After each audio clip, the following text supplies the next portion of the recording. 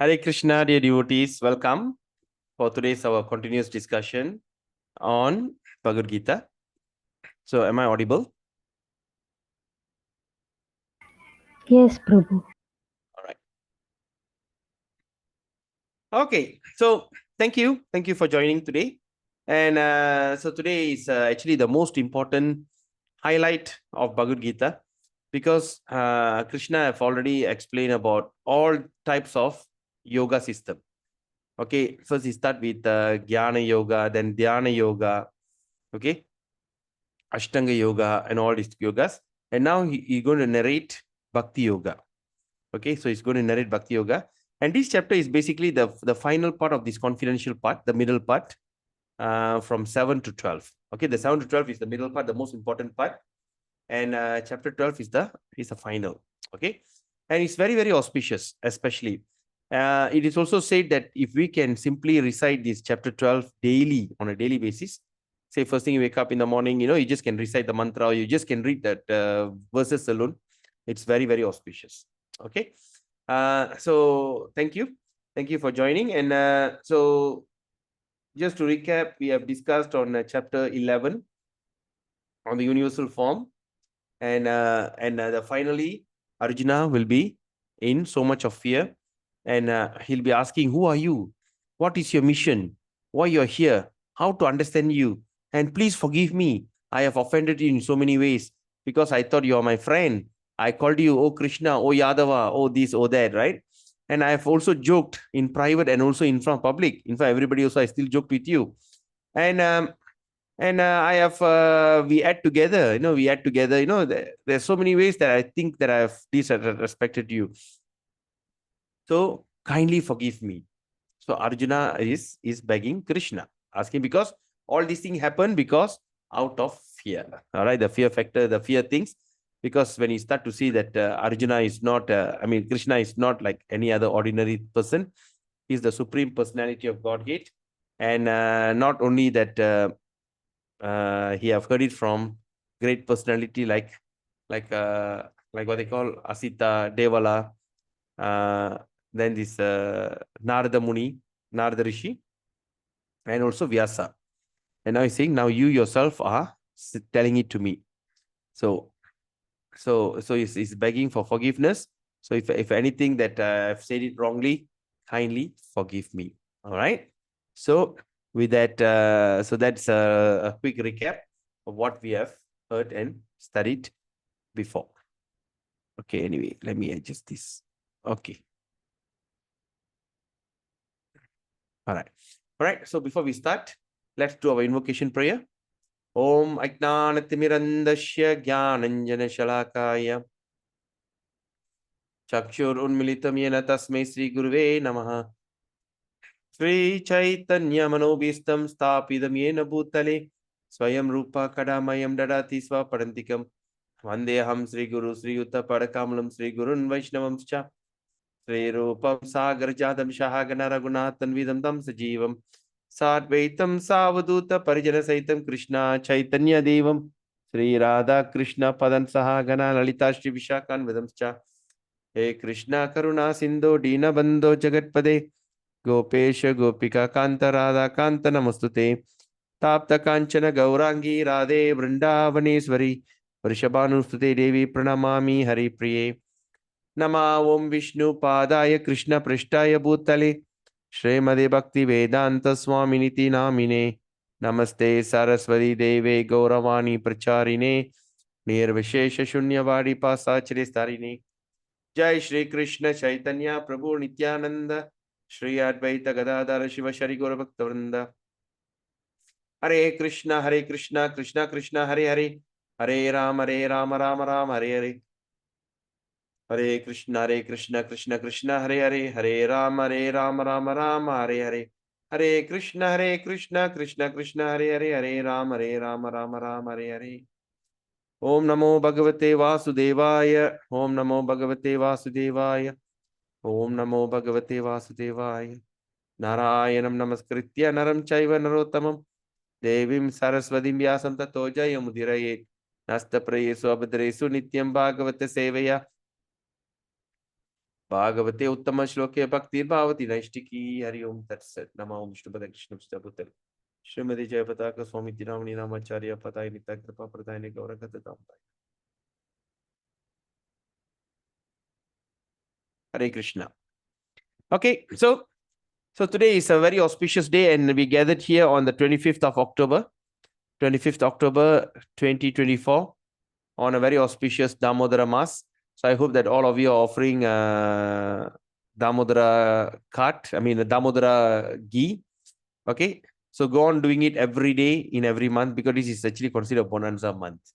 Okay, so this is also part of the devotional service. So today we're going to understand what is devotional service according to the opinion of Krishna. Okay, there's so many things that we can give. All right, so now let's see what is actually Krishna is saying about devotional service. So ISKCON Malaysia proudly presents, with collaboration of ISKCON Ipoh Bhakti Yoga Center, First Garden Bhakti Yoga Center, proudly to present you the Gita Gyan, the essence of Bhagavad Gita, chapter, this thing. So level 2, I forgot to change this. All right, okay. So let's take darshan from Sri Sri Sitaram Lakshman Hanuman. Sri Sri Nitai Gauranga, the beautiful deity, Sri Sri Radha Krishna. Okay. So today we're going to dedicate our program to His Divine Grace, A.C. Bhaktivedanta Swami Prabhupada, Founder Acharya of the International Society for Krishna Consciousness. All right, let's look at today's Gita Mahatmya. Shri Bhagavan Vacha Gita Shreham Tistami Gita Me Paramangraham Gita Jnanam Samashritya Trilokim Palayamyaham. Triloki means the three lokas, the upper, lower, and middle. So Krishna says here in Vaishnava Tantra Sara, verse 12, he said, in Sri Bhagavan Vacha, he said, I am present within the Gita. So Krishna says he actually present within the Gita. We do not need to go and look for anywhere. Okay, we do not need to go and see Krishna. Are you there? Are you here? Are you everywhere? Where are you now? Krishna actually presents in Gita. See, we have Krishna appear in the form of deities.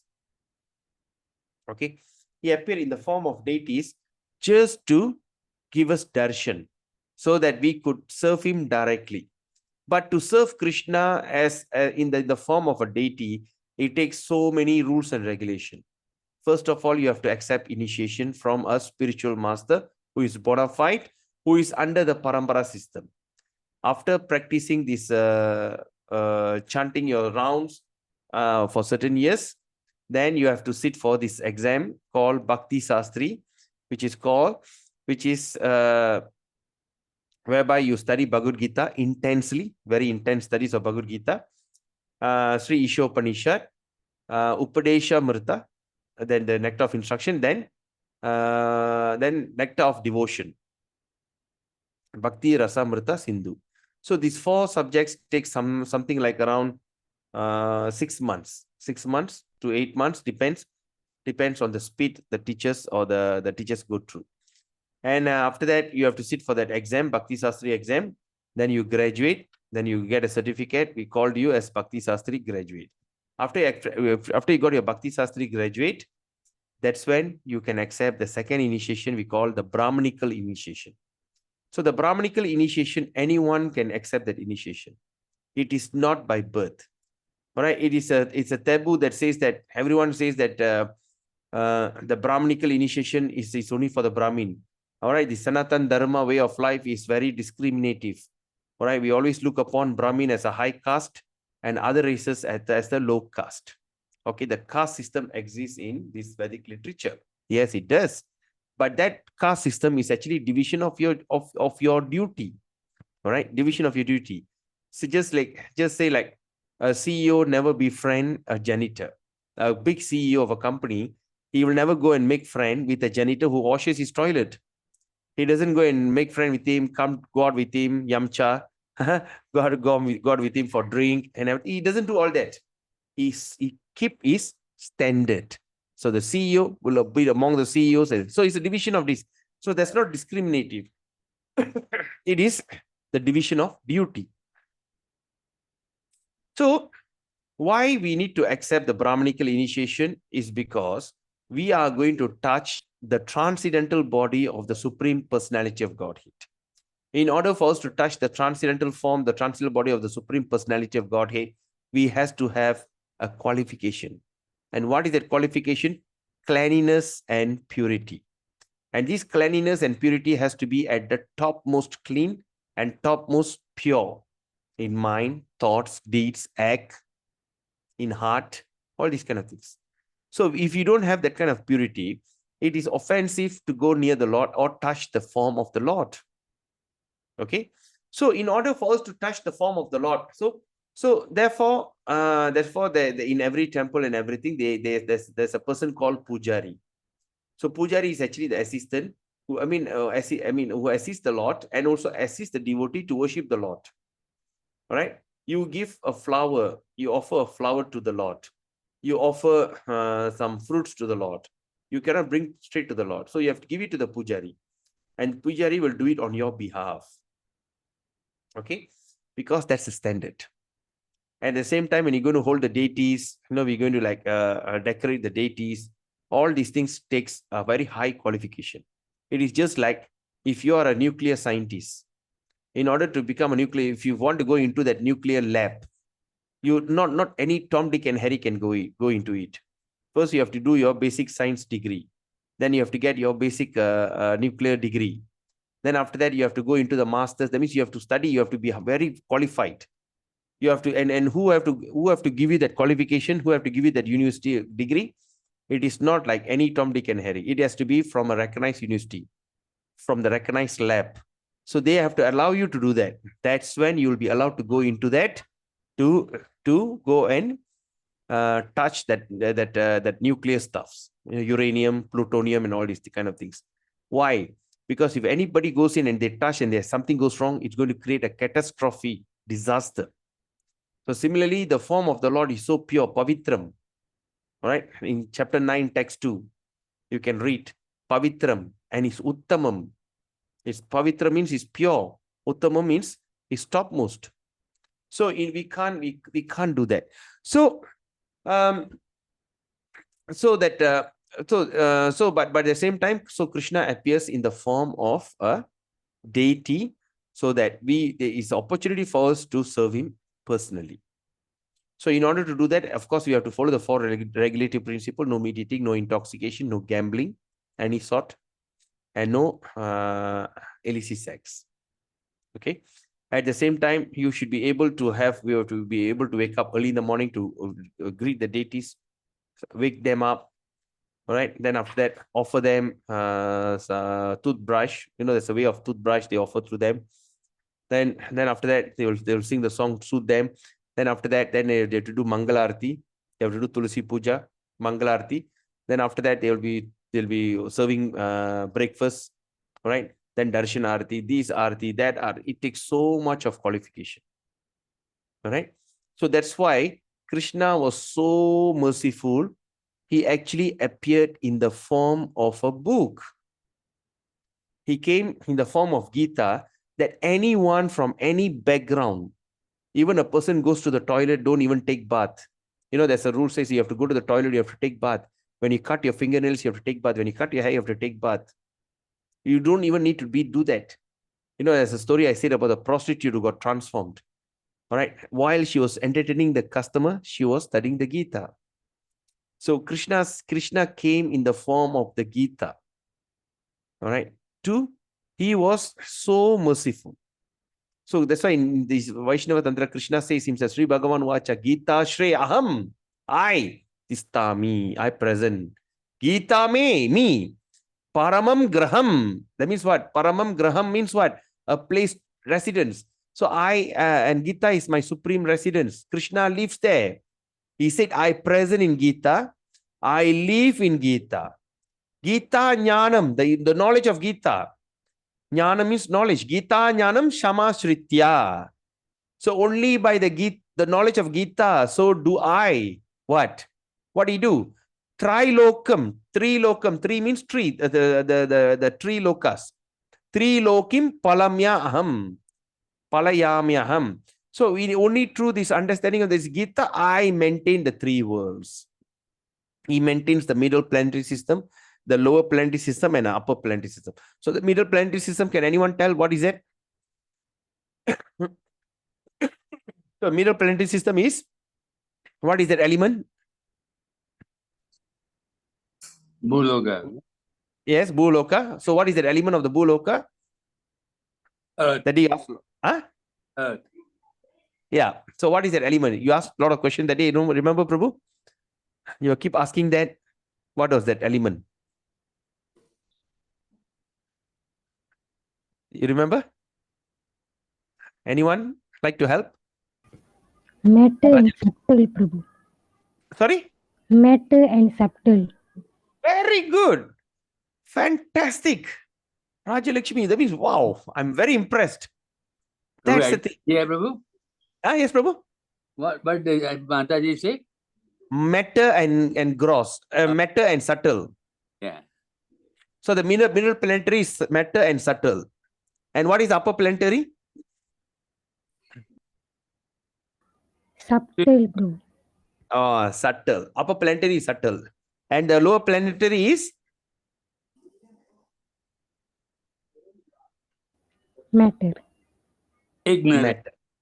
No, gross. Gross. Okay, gross body. So the middle planetary is gross and subtle. Upper planetary is subtle. The lower planetary is gross and subtle. Very good. Fantastic. I'm so happy. Wow. I don't know whether I've read it somewhere, but I'm happy that you can recall it. I'm very impressed with you. Thank you so much, Mataji. Thank you. So Gita, Krishna says like that. I present within the Gita.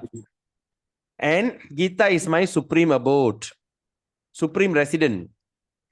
And through the knowledge of Gita, I maintain the three worlds. So how we can understand that? When you open okay, Rajalakshmi, do you have a Bhagavad Gita right in front of you? Yes, Prabhu. Can you open the book? Just open to any page. Okay. All right. So what is the color of the page? White. Okay. What is the color of the ink? Black. So that means there's a black ink, white page, right? Yes. So the black ink is Krishna and the white ink is Radharani. The white page is Radharani. Okay. So Krishna is right in front of you and you're holding him. Can you see that? Exactly. Krishna is everywhere. Krishna present in that book. Oh, I'm having a goosebump also. Krishna is in the book. So the white ink, the black ink is Krishna and the white page is Radharani. So this Radharani and Radha Krishna exist. He present in that Bhagavad Gita. So when we take so much of qualification to become a Brahmana, to do the deity worship, but Krishna was so merciful. In Kali Yuga, he came in these two forms. These two forms, you can be any situation. Even after you eat steak, beef, you can still go to that and Krishna reciprocate to you. Right? He come in the form of the Bhagavad Gita. And he also is in the form of the Maha Mantra. Okay? That's why I'm saying there's no devotional service can be even beyond this. All right? One may argue, so the temple worship and all, yes, there are some people can do it. But in my opinion, and also that was my direct instruction from my spiritual master. And I verify this with many devotees. Right? Like in 2020, in 2021, I distributed 5,400 Bhagavad Gita, 200 sets of Srimad Bhagavatam, many small books, and thousands of Japa Mala set. Then what else? All this, I did it through Gita Gyan devotees. These Gita Gyan students, they are not even a devotee when they started. They don't know hit and tail about Bhagavad Gita. They don't know what is Bhagavad Gita. They just say, well, there's a systematic study on a summary basis. Why not? I just go and join. Out of curiosity, they came. And these people distributed that much of book. And you know what is the benefit? Today, there's one devotee along with a husband and a mother-in-law. Mother-in-law is my big fan, right? So she, from this mother-in-law and the father, 4 of them has gone to Jagannath Puri. And today, Jagannath Puri is experiencing a big typhoon, cyclone. So when they went there, they went all the way there, and it looks like the temple was closed. But suddenly they were so heartbroken, but suddenly some miracle happened. Suddenly they opened the temple, they gave darshan. They just went there and they got all the beautiful darshan so near to Lord Jagannath. And they had a fantastic Jagannath Prasadam feast. And after that, she thought, when they're carrying that, because they're moving all their dry stock into a higher place because doesn't want to get wet. So, and they saw a lot of Jagannath, the rice that's supposed to be offered to Jagannath is all falling down. It's supposed to cook for Jagannath. And she just simply thought in her heart, I wish I can have some grains. If I have that grains, I'm very sure Jagannath we will always make sure that the grains in my house will never depleted. No, it doesn't like finish. Always there'll be a grain in my house. So suddenly she went there, she gave some donation. He went to the counter and gave some donation. And suddenly the guy in the counter suddenly took one pink small purse kind of this thing, all Jagannath grains, that what they call the rice grain, and gave it to her. Mataji, please take it. And she got a shock of her life. And she was telling me, and she was like basically like struggling to speak. She was like controlling her emotion, sobbing. Right? And what she did, she was the instrument that made that all that Bhagavad Gita to move out. She had so much of faith in Bhagavad Gita. She reads and she has so much of faith in distributing Bhagavad Gita. When you are sending a Bhagavad Gita to someone's home, it is not an ordinary thing, I'm telling you. You are installing a deity in their house. The deity is getting installed. Who installed the deity? The kings and the big Brahmins and all these things, Kumbha Abhishekam, everything, they have to come just to install a deity in a house. But when you give a Gita to someone, you are actually installing a deity in their house. And that deity is Damodara, very naughty boy. He just know how to capture their heart. Sometimes they say, hey, I'm not sure whether the book I give, whether they read or not. It doesn't matter. Your job is just to give that book. That's it. And Krishna made you the instrument. Where we study, I think, we have also studied in chapter, this thing. What he says, after he devouring all these, after he was killing all these, after he saw that all the people are rushing into the mouth and all got chewed, all the Kauravas and Pandavas, everybody went into the mouth and everybody got chewed and got killed. And Arjuna gets scared. Arjuna says, what is this? He said, look, you are just an instrument, O Arjuna. I have put all these people to death. And you are just the instrument. So when you are giving Gita to somebody, you are being an instrument of Krishna. Krishna selected you to do that. Krishna made you to do that. Right? Krishna give you the remembrance to suddenly think about that person. Krishna make you to take that effort to go. Now he says, please take this book. This book will change your life. And you know what? I think Skanda Prabhu's older brother. What's your brother's name, Prabhu? Skanda Prabhu? What is his name? Skanda Balan. Okay, the Skanda Prabhu who is here, his older brother. Is your older brother, right, Prabhu? Yes, Prabhu. Okay. His older brother. So what he did, he was in the hotel. Sorry, he's my younger brother. Oh, Skanda Balan is your younger brother. Okay. So his younger brother, he was staying in the hotel. He took the book and I sent the book to the hotel. And he gave that book to some devotee, person who was janitor and all. He was talking to everybody. And after that, when he's talking to me, I said, Prabhu, did you realize the word that you spoke? Did you realize it just came spontaneously? Yes. He said, yes, I can't believe it. I just spoke and the word just came to me spontaneously. It just came to me. I was like, after that, he was just wondering, did I say that? Okay, you know what does that mean? That means Krishna, through the Paramatma in the heart, spoke that word. Because all these is nothing scholarship. Is how Krishna revealing himself. Remember that we have studied which chapter? That I come in the form, I will bring the torch of knowledge. I'll come with the divya, right? I'll come in the form. No, okay. How am I supposed to put that word? I will come. I with the torch of knowledge, I will remove the darkness born of ignorance. Can anyone of you can quote that verse? Which verse is that?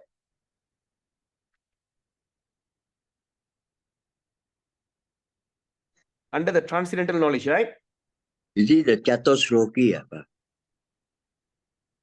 Yes, the Chatusloki, correct. Yeah. Can you check? Yes, it's one of the Chatusloki, number 1. Chatusloki is which? The opulence of the absolute. 10, 8, 9, chapter 10, 8, 9. 8, 9, yes. Very good, Prabhu. I am the source, everything emanates from me. The thoughts of my pure devotee dwells in me. That those who are constant devotee, which they can come to me. I show dwelling. Okay. 11. 10, 11.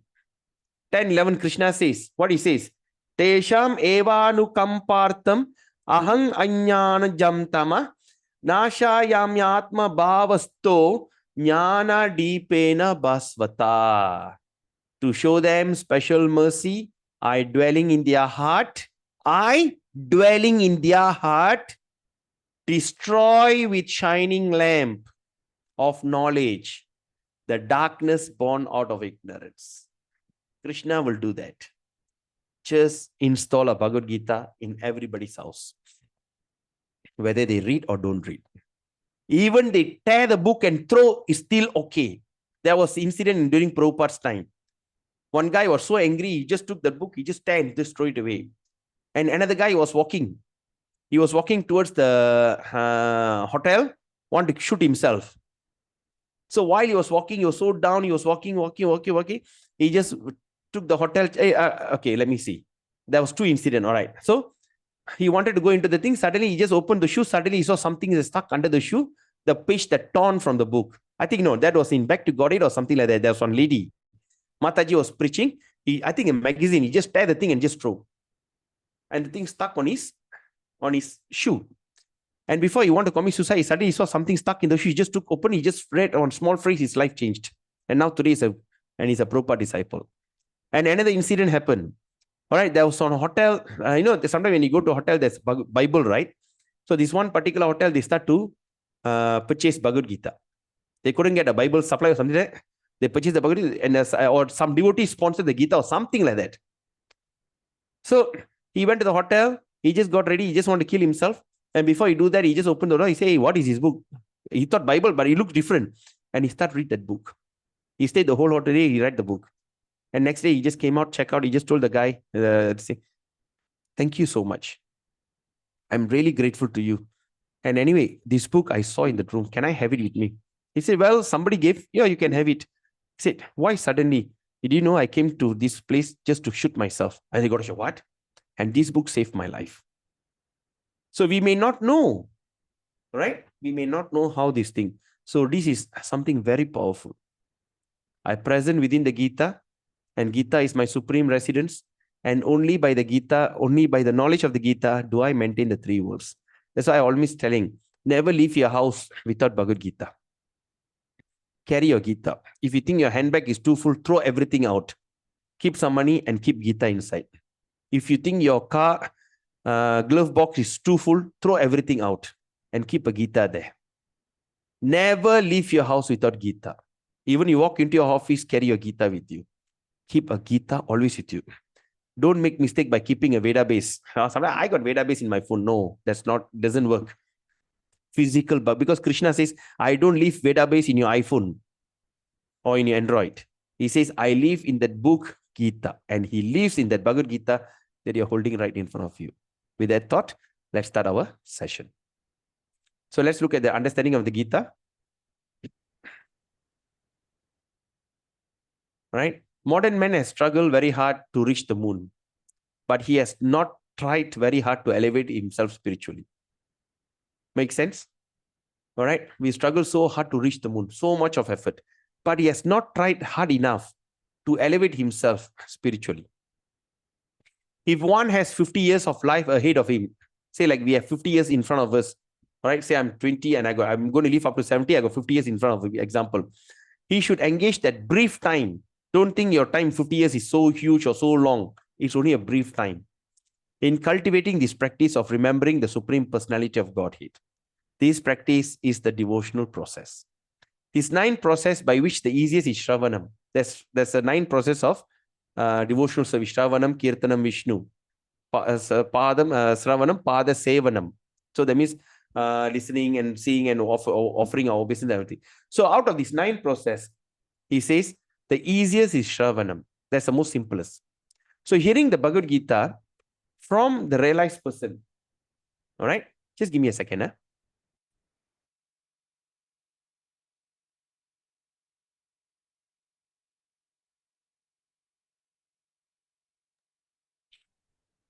So out of these 9 process, the easiest is Shravanam. That means hearing the Bhagavad Gita from the realized person. Will turn one to the thought of the Supreme Being. This will lead to remembering the Supreme Lord and will enable one upon leaving the body. It will enable one. So enable and disable. What is that? Enable, disable, just like a switch. Right? This will lead remembering the, and it will enable, it's just like on the switch. Enable one to, upon leaving the body, to attain the spiritual body. Right? Just think about it. Maybe in another 5, 10, 15, 20, 30, whatever years that's going to come. Just tolerate your urges. Tolerate your suffering. Tolerate your pain. In just matter of another few more years, you're going to turn into your spiritual wealth. You're going to turn into a spiritual body. You will attain your spiritual body. All right? Sometimes you may struggle. So susala. Struggle, suffering. Okay, just take a break. Come on. Just matter of time. That's it. Dedicate your 100% time. Follow exactly what Gita teaches you. You will never fail materially. You will never fail. You'll never fail spiritually, and you'll never fail emotionally. You will never fail even in your relationship. All right, and you'll be the most loved person. That's why I think a few chapters before we studied. Those who study Bhagavad Gita, Krishna says, you'll be loved despite your background. Because you know why? Your consciousness has changed. All right? So once you change your thought to the Supreme Person, all right? And you start to see everybody as a servant. And you start to show respect. You do not even want to criticize. You don't even go into anxiety. Oh, this government no good, this prime minister no good, this flow no good, that flow no good. You don't have time. Right? Because that's what we have said. We have no right to criticize anyone because we understand Krishna lives in everyone's heart. So we start to respect everyone. All right, we say it, okay, I'm the might in man. When you see somebody carries the heavy weight, that is Krishna. When you drink the water, that's a taste of Krishna. When you see everybody is working, and because there's a consciousness, and Krishna says, I am that consciousness. All right? So that means when we start to do that, you will never fail, I'm telling you. We are not trying to make you a loser by giving up everything and become a mendicant, because that's what Arjuna wanted to do, and Krishna says, no. Don't waste your time going into that and your mind still dwelling, you should have made some money. Don't be a pretender. You will never fail. I'm telling you, if you study, if you're just going to make Bhagavad Gita as your lifestyle, you will never fail in your life. You're going to be the best father. You're going to be the best husband. You're going to be the best daughter or son, your best friend, best colleague, and even the best citizen. Okay? So he says, because you're already perfect, because only the best only can go back to Godhead, right? Not any Tom, Dick, and Harry simply can go back. So that means it will lead you to, and it will enable one upon leaving the body to attain the spiritual body. All right? Why? Which is just fit to association with the Supreme Lord. right? It's just a matter of time. You can go back home, back to God.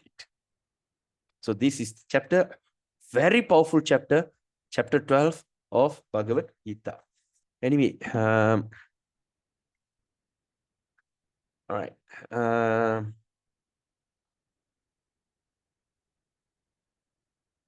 Okay. I need, can we just take a 2 minutes break, a short break, if you don't mind?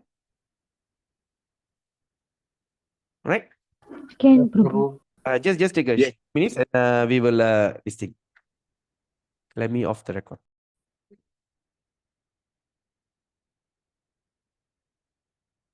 So today we can overshoot the time, a bit time. Is it okay? Because this topic is going to be very, very nectarian topic. And thank God it falls on Friday. So is it okay or not with your permission? Okay, Prabhu. All right. Okay. So now let's start chapter 12. Okay. Now with that reflection just now, is it charging? Okay. Right. Now let's start our discussion on chapter 12. So chapter 12, Arjuna is starting the verse with this. He's saying, Arjuna vacha evam satata yukta ye bhaktastvam paryupasate ye chapyaksharam avyaktam tesham ke yoga vittamaha. Arjuna inquired. So now Arjuna is asking a question. It just can be this, okay? So he's asking, which are considered to be more perfect? Those who are always properly engaged in your devotional service, or those who worship the impersonal Brahman, the unmanifest? All right. See, 5,000 years ago, there is no religion existed. No Hinduism, no Christianity, no Islam, no Buddhism, no nothing. Okay. That time they only practice Sanatan Dharma. In that Sanatan Dharma, there's only divided into two. That is to worship impersonal Lord, which has the form which has no form. I mean, the Lord which has no form, the form of Jodi, or the personal form. Okay. Hinduism was only identified when the Arabian traders were passing through the Sindhu River, and the people who settlement in Sindhu, they couldn't pronounce the word Sindhu, C-S. So they call it Hindu. Like sometimes the Chinese cannot pronounce L. Like Thailand, the Thai people cannot pronounce R. Okay, they cannot pronounce our Chinese, the Thai people cannot pronounce R. All right, like they say Arjuna, they call Aljuna, L. All right, they're very hard to pronounce. So similarly, the what do you call the Arabian merchants, they couldn't pronounce the word S. So for them, Sindhu, they say become Hindu. And of course, in Bhagavatam also says, after soon there will be another incarnation, Buddha will appear. So Buddhism, then after that it came all this kind of naming or identification, okay, of the religion started. But 5,000 years ago, there was nothing like this. So that's why Arjuna asked this question, which is considered perfect? Those who are always properly engaged in your devotional service, all right, by following that 9 process, which is Sravanam, Kirtanam, Vishnum, Pada, Sevanam. That means thinking about him, hearing about him, worshipping him, what they call serving his lotus feet and all this. Is this better? Or just to worship, just to meditate, worship the impersonal form of the Lord, which is better? So Arjuna asked that question. And Krishna answers, Sri Bhagavan Vacha, Maya Veshyo Manoye Mang Nitya Yukta Upasate Shraddaya Parayopetas Teme Yukta Tamamataha. The Supreme Personality of Godhead said, those who fix their mind on my personal form.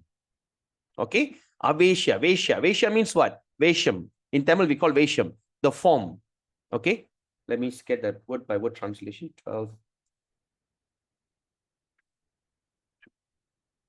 Okay? It says here, Sri Bhagavan Vacha, the Supreme Personality, Mayi, upon me, Aveshya, fixing. Mana, the mind, fixing the mind. Ye, those, okay, mom. Nitya, always. Yukta, engage. Upasate, worship. Shraddhaya, with faith. So it says, the Supreme Person of God, it says, those who fix their mind upon me. Aveshya mano. Maya. Maya means me. So when you see the word here, Maya, there's a, there's a dash. So how are we going to pronounce? We're going to combine these two words. Not my aveshyo, not like that. So when you see there's a double word here, that means we have to combine these two words. All right. When there's a Maya, aveshya. So that means there's a A here and there's also A here. So to combine, they put a A with a dash on top. So we pull the raga. So Maya Veshya. Mano. Mano means mind. Ye mam. On me. All right. Those who fix their mind on my personal form and always engage in worshipping me with great and transcendental faith. Nitya Yukta Shraddhaya. Shraddhaya means faith. Shraddha. Okay. With transcendental faith are considered by me the most perfect. So what else we can ask? What else we can think of? Right? So Krishna says, those who fix their mind on my personal form. So when can you fix your mind in his personal form? When you chant your japa. When you chant the holy name, Hare Krishna, Krishna Krishna, Hare Hare, Hare Rama, Rama Rama, Hare Hare. That's why we ask you to utter it out. Not you say it in your mouth. Not in your mind. Not like that. You have to chant it loudly so that your ears can hear them. Because remember that the day we saw that the five senses are pulling the mind. Do you all remember that? Do you all remember that? The five senses are pulling the mind. Yes, Prabhu. So the five, that means the senses actually pulling the mind. So you're going to use your sense, your vibration of your tongue. Hare Krishna, Krishna Krishna, Hare Hare, Rama, Rama, Hare Hare. So your ears are listening. So when your sense of tongue and sense of listening, it pulls, it keeps your mind focused on Krishna. You do not need to sit and meditate. You can simply just go everywhere while you're driving. Not drive. Don't chant and drive. It's very dangerous. Right? But say when you're just walking and everything, you just go for a walk. Just chant Hare Krishna. That's it. All right? While you're walking, but your tongue and your ears, everything, your mind will be fixed on him. All right? In my personal form. And always engage in worshipping me with great and transcendental faith. And how we can worship him. Right? Of course, just now we talk about Archanam. Archa Vigraha. Archa Vigraha means the form of the deity. Okay, the form of the deity, you go and offer this. But there's another thing we also understood today, that Krishna is in the form of the book, Bhagavad Gita. And how we can worship Krishna? By reading it. Not simply reading it. That means you go to the temple, you see the deity, no big deal. Yeah, just see one statue standing there. Wow, very pretty, very beautiful, very nicely. Yeah. That's one. But another person who go there, they start to appreciate every inch of Krishna. Look at that lotus feet. Look at the toe. Look at the thing. Look at that hip. Look at that chest. Look at that garland. Look at the way that he bent. Tribandha, the way he bent. Right? Look at his neck. Look at his lips. Look like bimba fruit. Right? Look at the nose. Look at the cheek. And look at the eyes. Pundarikaksham, the lotus eye. And look at that forehead. Look at that hair. The curly hair. And look at that mascara in the eyes. And look at that the what they call the peacock feather on his head. Then you look at Radharani. Look at her face. Look at the expression of her eyes with full of love. Look at the cheek which is blushing. Look at that smile which is so much of shyness. And look at the way she offers the garland to Krishna. And look at the way that she stands. Krishna is dancing, Radharani is dancing. All right? We fix the mind that way. But now, if you don't have such deity, what are you going to do? Of course, you can have a picture of the deity. Of course, you can distinct.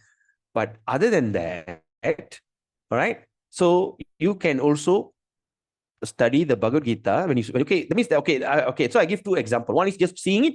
Another one is appreciating it. So when you read, you are just reading it.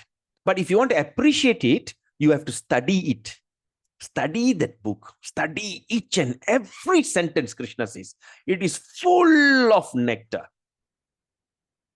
You do not need to taste nectar through your tongue. But in Bhagavad Gita, Krishna will satisfy your nectarian hankering through your eyes, through your ears, through your mind. So always engage in worshipping me with great and transcendental faith. So great and transcendental faith means you're studying it, the book, word by word. All right. And Krishna says, I consider that to be the most perfect. 12.5. Then after that, he says, Kleshodikastarasteshang avyakta sakta chetasam avyakta hi gatir dukkham dehavadbir avapyate. Klesho, something unmanifest. Klesha means also inauspicious. Klesha. All right. So what Krishna says here, for those mind are attached to the unmanifest. Okay. Here the Klesha Prabhupada translate as trouble. Trouble. Klesha means trouble. So he says, for those mind are attached to the unmanifest. That means when the mind is attached to something which doesn't unmanifest, that means you are randomly attaching to something which doesn't exist. All right. Okay. Or which is called the impersonal feature of the Supreme. Impersonal feature of the Supreme. Advancement is very troublesome. To make progress in that discipline is always difficult for those who are embodied.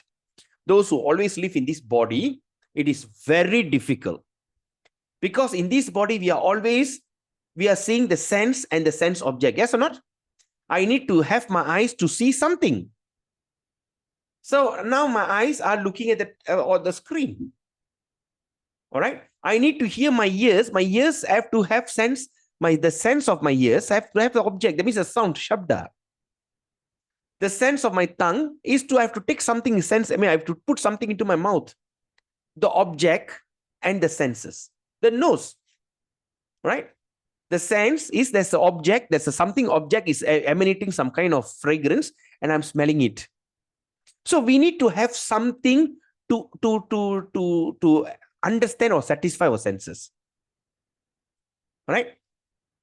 It is just like you are in a dark room and you're trying to hold something. The room is full of darkness. It's a pitch dark room and you're trying to see something. Your eyes can't see anything because there's nothing. Your nose can't smell, there's nothing. Your ears can't listen because there's nothing. And your hand you're trying to touch something and there's nothing. So when you are trying to put into your mind when you are in this embodied body, embodied in this kind of material body, and you're trying to perceive something which doesn't exist, it is very troublesome. All right? But for those who are not embodied, that means there is Supreme and all this, for them is okay. But not for us. All right? So please remember this, 12.5. When anybody says God has no form, God is formless. All right? Now, sometimes there's a song, Jodi, Jodi, Jodi, Suyam, Jodi, Jodi, Jodi, Arul. All right? So see, for those minds who are attached to unmanifested, which doesn't exist, impersonal feature of the Supreme, advancement is very troublesome. To make progress in that discipline is always difficult for those who are embodied. Now let's look at 6 and 7. Yetu sarvani karmani mayi sanyasya matparaha ananyena yogena mangdhyayanta upasate tesham ahang samudarta mrityu sangsara sagarat bhavamina chirat partha maya veshita chetasam yetu sarvani karmani. But those who worship me, giving up all the activities, sarvani, everything, all, karmani, activity, right? Giving up all the activities unto me. Giving up all the activities means mayi sannyasa. All right? Giving up all activities unto me and being devoted to me without deviation. Anenyenaiva yogena. Right? And being devoted to me without deviation.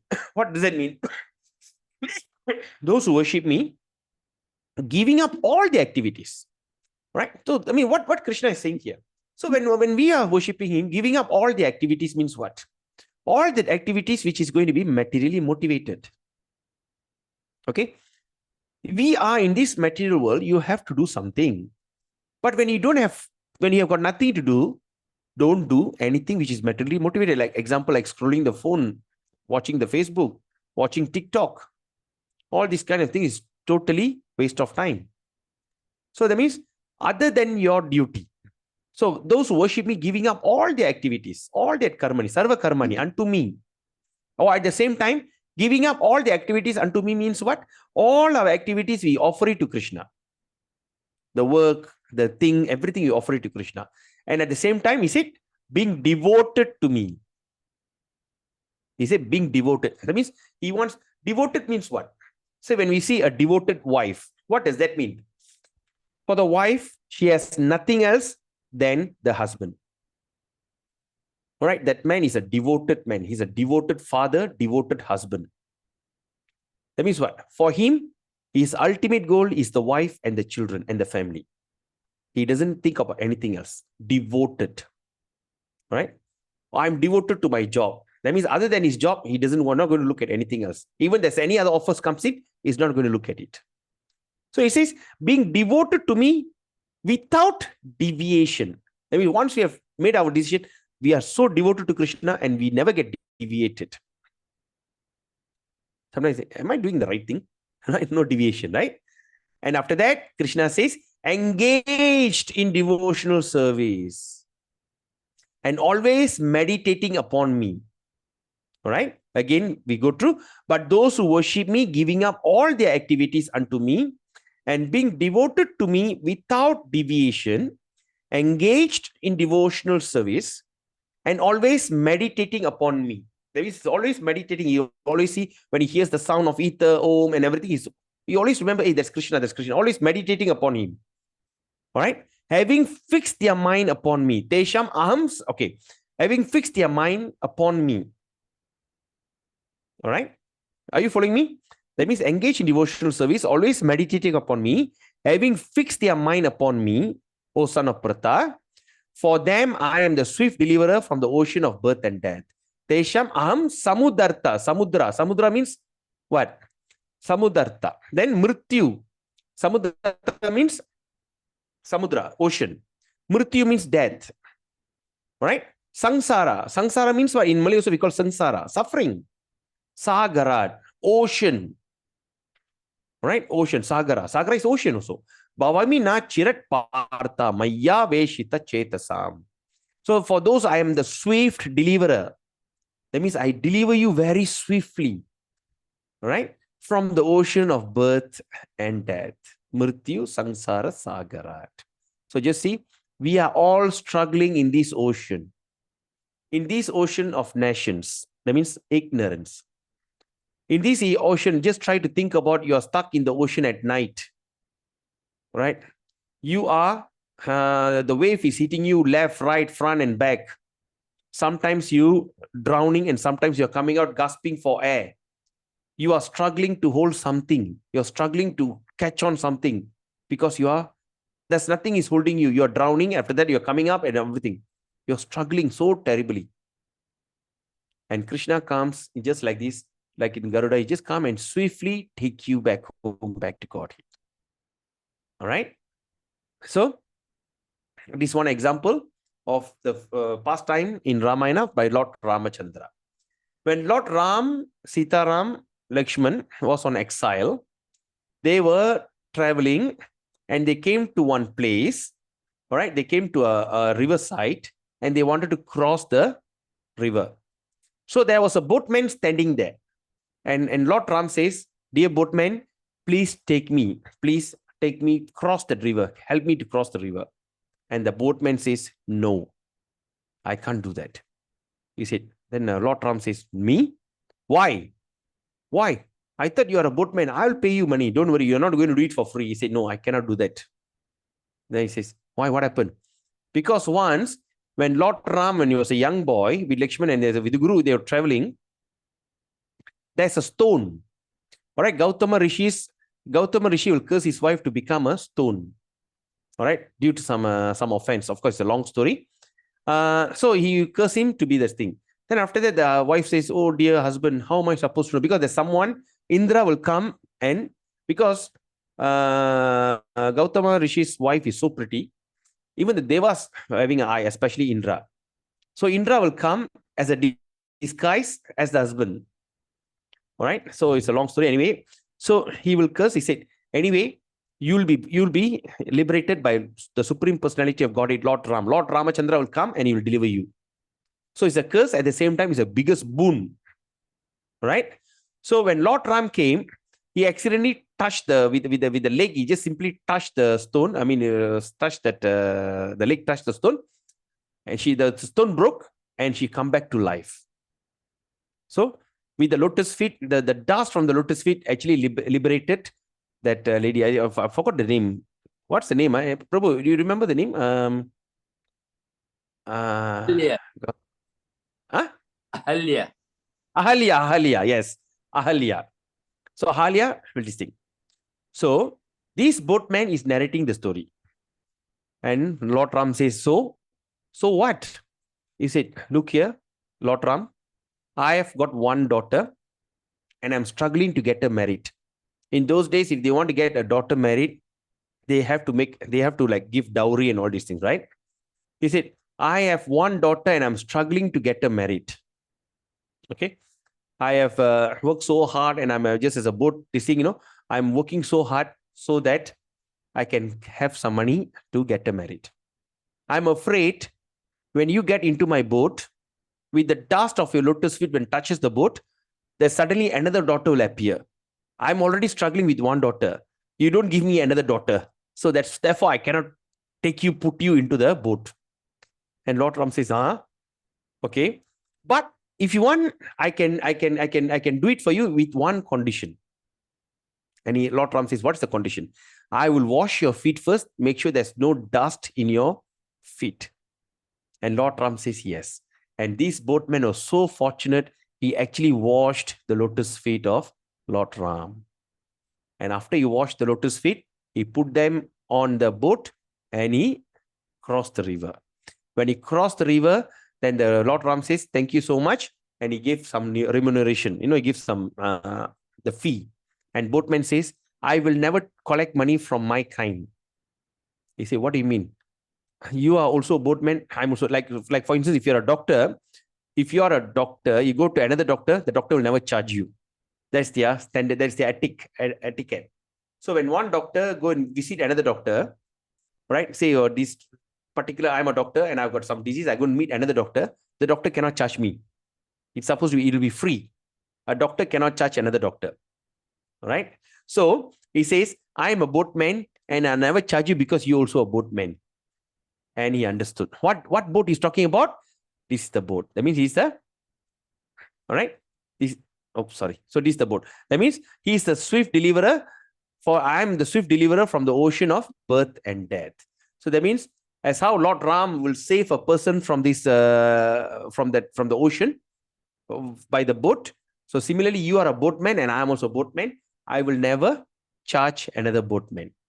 You all understand the story? Anyone don't understand? Understood, bro. Okay. How others? Understood. Yeah.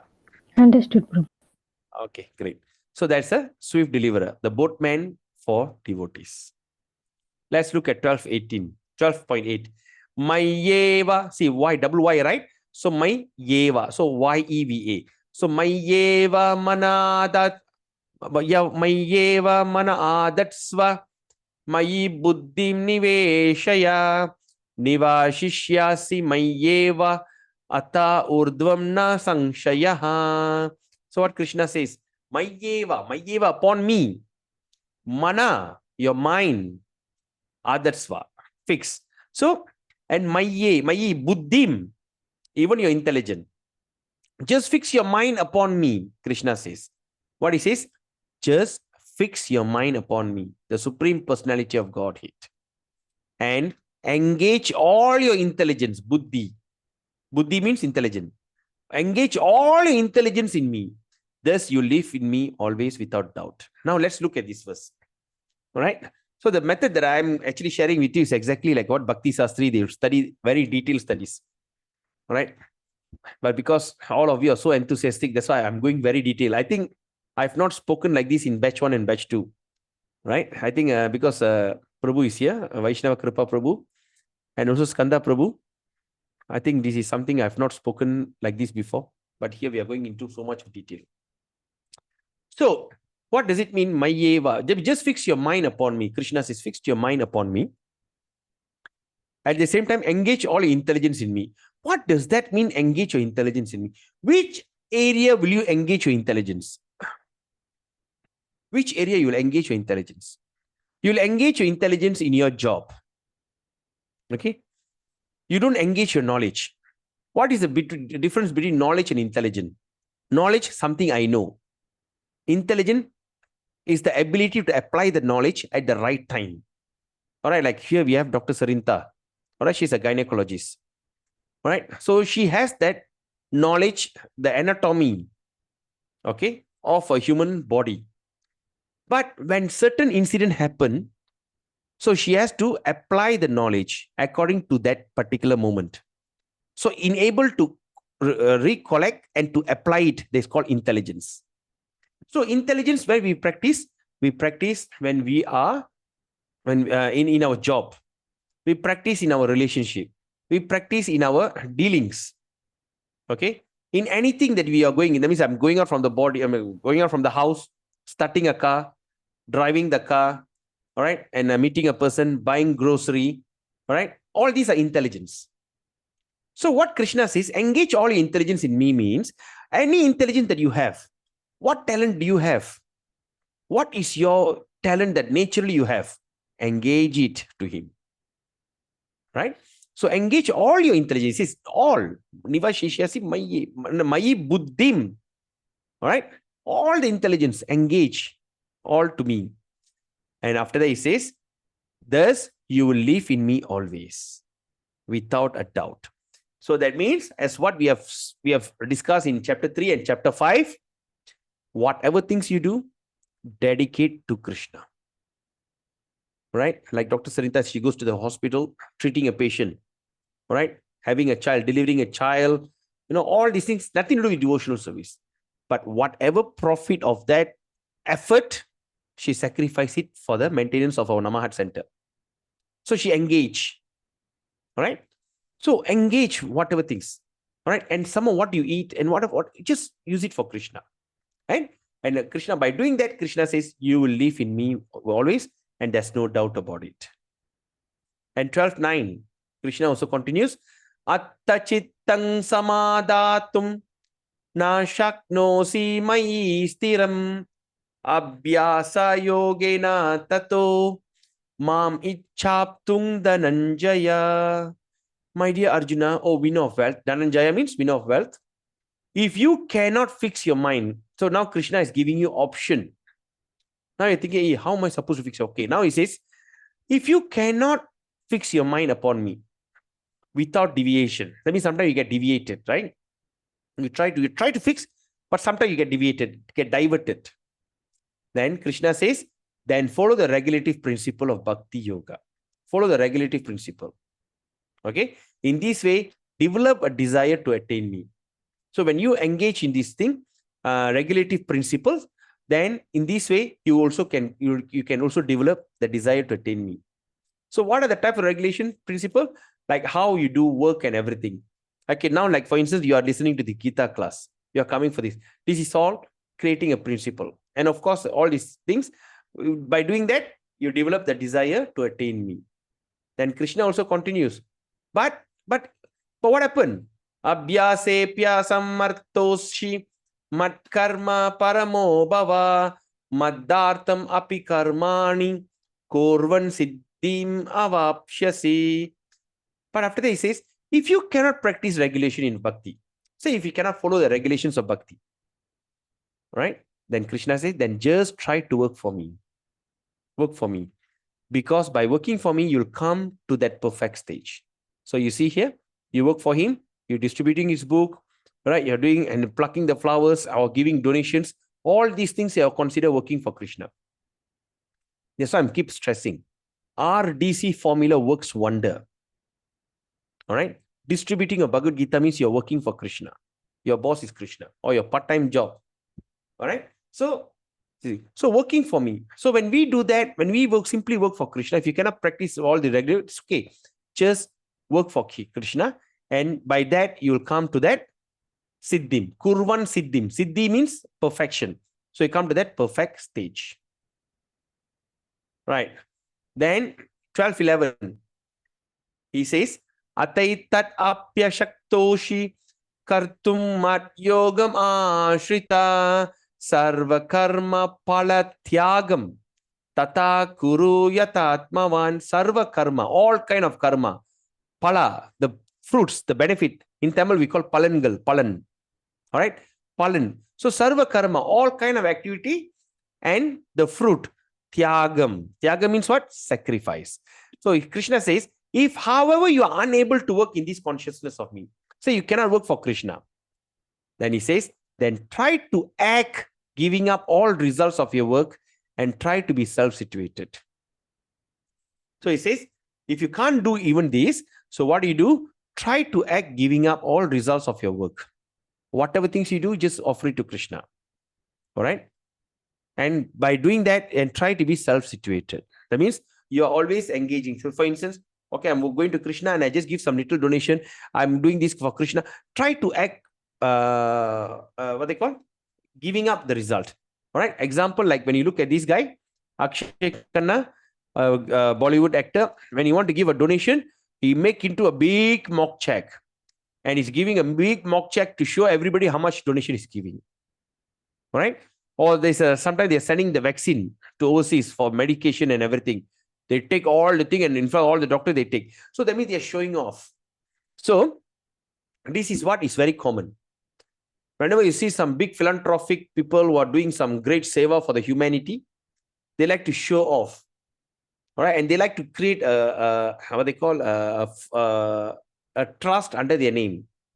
Example, Padita Tarna Trust. Okay. All my income, I put it there. Billions of dollars, whatever, I put it there. Right. So in Padita Tarna Trust, anybody can come and take money. So that means I'm giving donation, but for my name's sake, like Bill Gates Foundation, they all want to have their name and fame. So Krishna says, give up that. Just do as a sacrifice. Just try to act giving up all result. Okay. Of work and try to be self-situated. Don't show off. 12. Krishna says, then after that Krishna continues, Shri Bhagavan Vacha Shreyo hi jnanam abhyasaj jnana dhyanam vishishyate dhyanat karma pala tyagas tyagak chantir anantaram. Now Krishna also says, but if you cannot take this practice to this practice, if you cannot take to this practice, then engage yourself in cultivation of knowledge. If you can't even do that, never mind. Engage yourself to cultivate knowledge. That means study the Gita, study the Bhagavatam. Okay.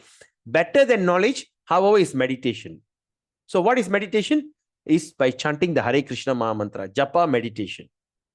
All right. If you think you don't want to study, cannot study, at least you start to chant Hare Krishna, Japa meditation.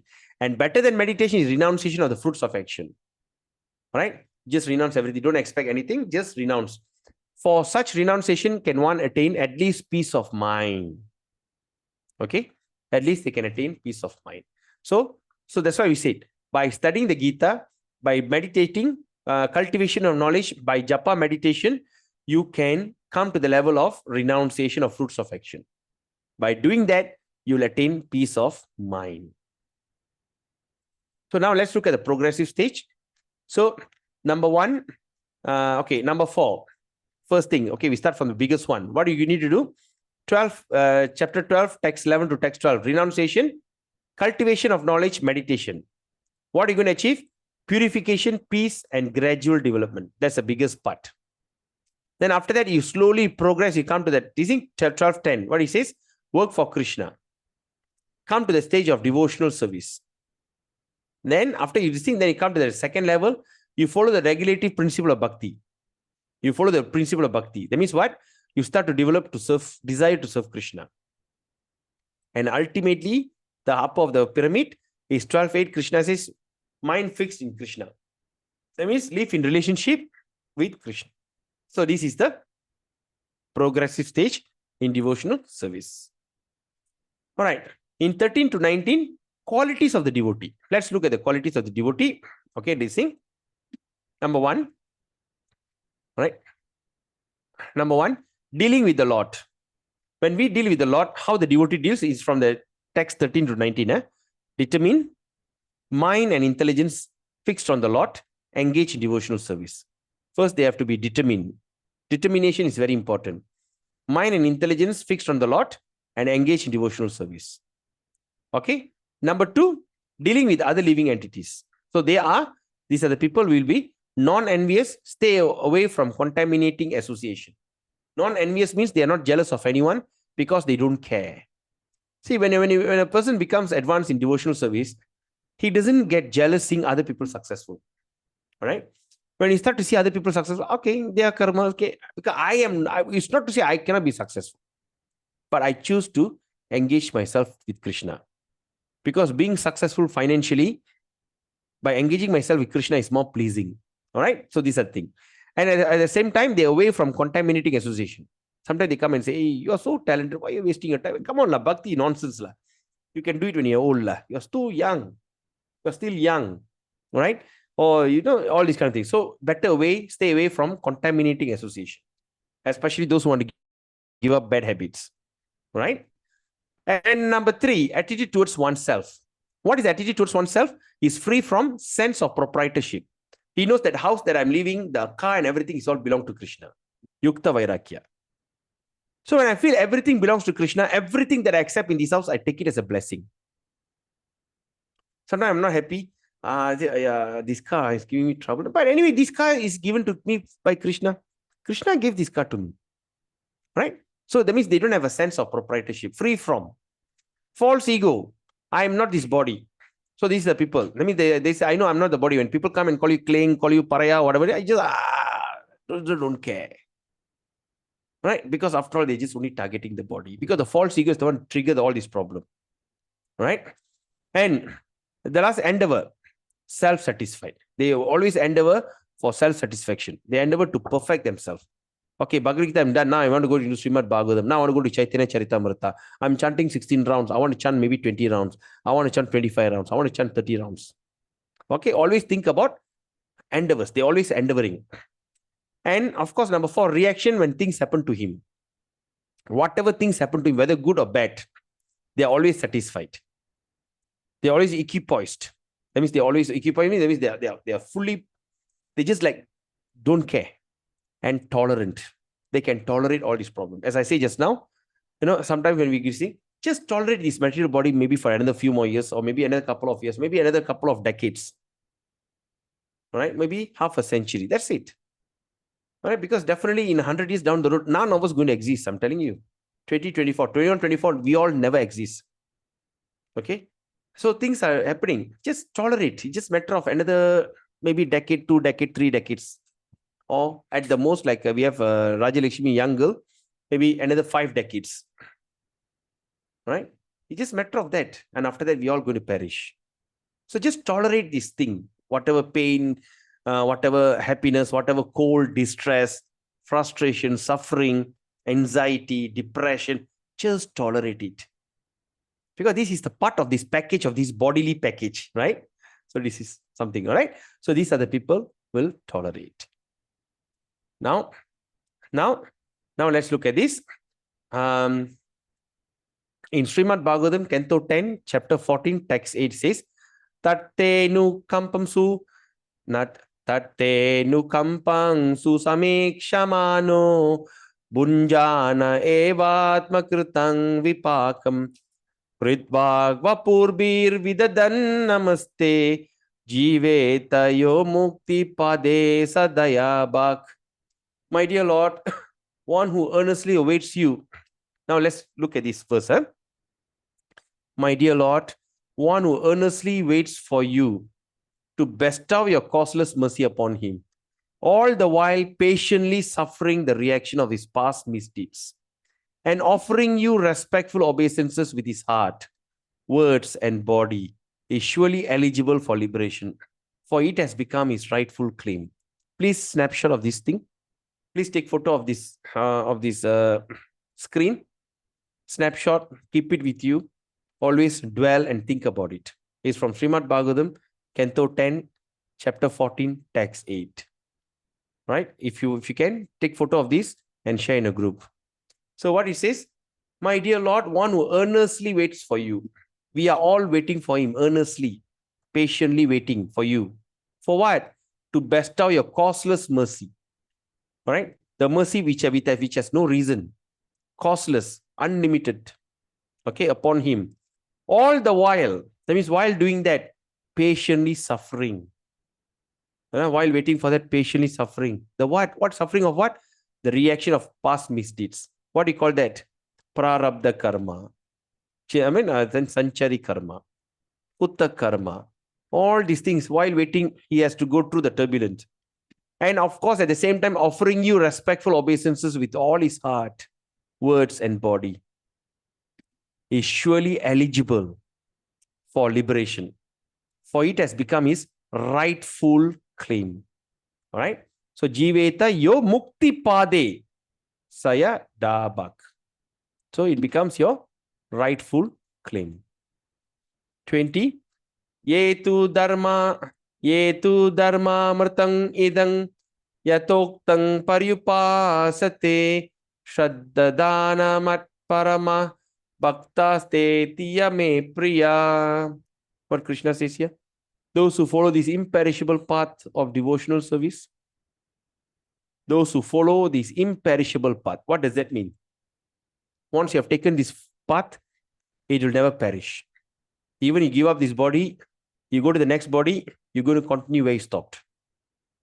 Where you stop. Maybe you stop in maybe 5%, you're done. Never mind. You're going to start from the 5th% onwards. Then you come to the second birth, you come to the level of 35%. You're going to continue from 35%. It doesn't like you're going to start all over again. Like sometime when in this birth, I'm a doctor, next birth, I have to start back with ABC. I have to still go to kindergarten. I cannot say in previous birth, I'm a doctor, so therefore I'm going to be a doctor. No, cannot. But bhakti is going to continue. So they say those who follow this imperishable path of what? Of devotional service, and who completely engage themselves with faith. So when we engage in ourselves, when we study our Bhagavad Gita, when we chant Hare Krishna, do it with full faith. Right? At least if the thing doesn't work. When you chant Hare Krishna, I don't feel anything, but keep the faith with you. So making me the supreme goal. And you know what he says? Are very, very dear to me. Bhaktaste tiva me priyaha. The word very, very is twice. So Krishna really meant what he's saying. He really mean it. Those who follow this imperishable path of devotional service and who completely engage themselves with faith, making me the supreme goal, are very, very dear to me. Right? So with this, we end this chapter. This thing. So now let's see what are the devotional service we can do. First thing, we must chant Hare Krishna mantra. Second is reading the Bhagavad Gita. Other than that, you can also have a tulasi plant and you can just try to water the tulasi and worship the tulasi. All right? And also, if possible, try to make some preparation and offer it to Krishna. Like some devotee says, I'm not a vegetarian, so what can I do?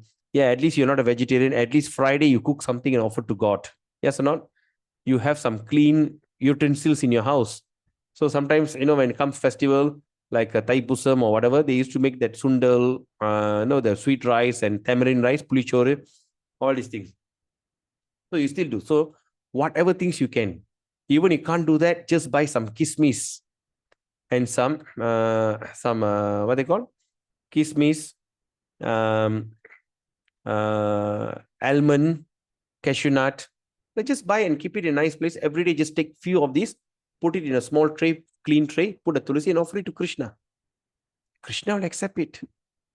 Right? And also Krishna says, Patram, okay, you just when you offer me a leaf, Tulasi, you can offer Tulasi to Krishna. Okay. You can offer some nice flowers to Krishna. You can offer at least a water for Krishna, or at least some fruit to Krishna. And Krishna says, I will accept it. So that is how we can engage ourselves in devotional service. Okay. So the Hare Krishna mantra is very, very important. Now I'm going to explain to you what is Hare Krishna mantra is all about. The transcendental vibration established by the chanting of Hare Krishna, Krishna Krishna, Hare Hare, Hare Rama, Rama Rama, Hare Hare, is the sublime method of reviving our Krishna consciousness. So what does it mean? Our Krishna consciousness, that means all, okay, now it's proven. Let's continue. Sublime method, reviving, that means to awaken back our forgotten Krishna consciousness as living spiritual soul. That means as a living spiritual. That means as long as we are alive, that means we have soul there, right? As living spiritual soul, we are all originally Krishna conscious entity. But due to our association with matter, from time immemorial, our consciousness is now polluted by the material atmosphere. The material atmosphere in which we are now living is called Maya or illusion, right? So that means we are living in this place which is called Maya. And what Maya means? That which is not. That which is not. That means which is not. That means all the things which is not. And what is this illusion? The illusion is that we are trying to be Lord of material nature. The illusion is we are trying to be the Lord. We are trying to buy some land and says, I am the Jamin of this place. We are trying to buy some distinct property and everything, right? Like just like get some this thing, and we are trying to become the Lord. We are Lord nature. Okay. So the illusion, that means that's the illusion. We are the Lord of the material nature. While actually, am I breaking? Did I break? Is it clear? Yes, Am I clear? Prabhu. Yes, Hare yes. Krishna? Okay. All right. So the illusion is that we are all trying to be the Lord of material nature. Okay. We are trying to be the Lord of material nature while actually we are under the grip of a stringent law.